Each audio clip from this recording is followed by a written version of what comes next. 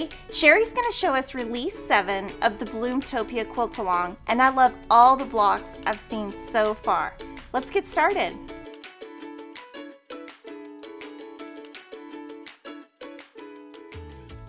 It's time for release 7, and we're going to start out by making the Geese Block today. We're going to be making half square triangles to make our geese blocks because we're making them super scrappy and using lots of different fabrics.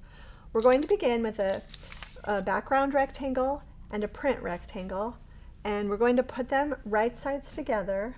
And this is a great technique for making half square triangles when you're making multiple half square triangles from the same fabric. We are using the triangle on a roll triangle paper, and what you're going to do is place the paper on top of your fabrics, and I generally stick a pin in quite a bit away from where I'm going to be stitching just to hold it together. Next, you're going to stitch on the dotted lines, and you can follow the arrows to do that. One more thing I want to tell you about that is that you'll want to lower your stitch length to 1.5. This will make it super easy to remove the paper after you're done sewing. Okay, so I've cut and pressed my half square triangles, and I just want to show you that you'll get 4 half square triangle units from each pairing that you make. And you notice they do have the little dog ears here that need to be trimmed off. I really like to trim those off before I put them into my quilt. It just seems to lessen the bulk that you have in your seams. So I will just go ahead right now and trim all those.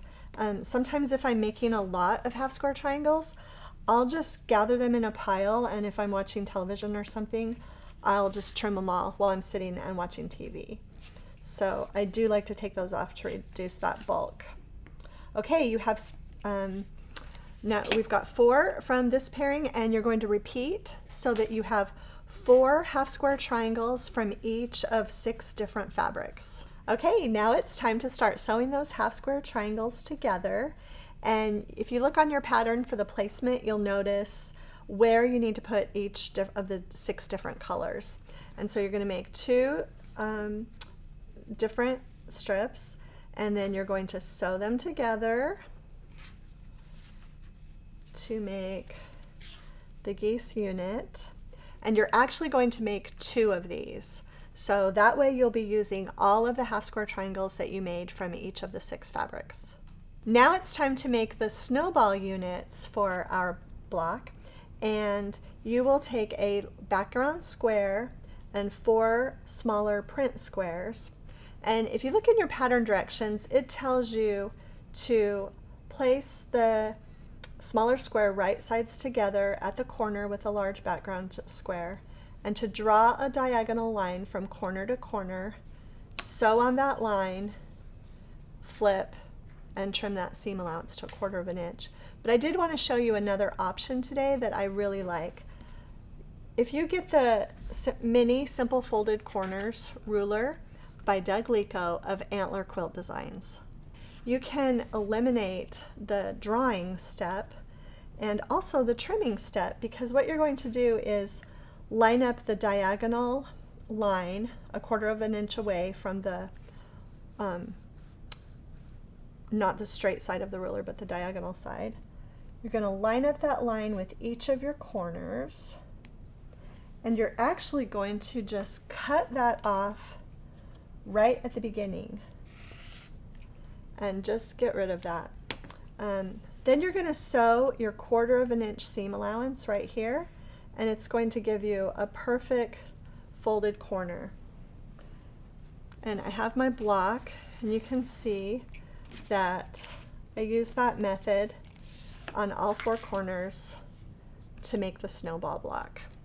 Then you're going to continue making the snowball blocks until you have made 2 snowball blocks from each of 3 colors, giving you 6 snowball blocks in total. Okay, now for another easy part of this block is we're going to make some 9-patch units, and your pattern directions tell you to cut background squares and print squares from each of 3 different fabrics. So you're just going to lay out those squares in a 9-patch with the background squares at the corners and in the center. And you're going to make 2 9-patch blocks from each of 3 different fabrics. Okay, now it's time to set our geese and gander block together. And this goes together super quickly. You're going to make 2 different rows where you alternate the snowball and the 9-patch blocks. And just look at your pattern for the color placement. And so each of the rows will begin and end with a snowball block with the 9-patch blocks in the center. And so we've got the top one and the bottom one. The center row, we are going to take our geese block and we are going to add 9-patch blocks on either side. We're going to sew that together, and then we're going to sew all 3 rows together. And let me show you our finished block. And there we go, and there we have our completed geese and gander block. Now we'll be back in 2 weeks with release 8. See you then.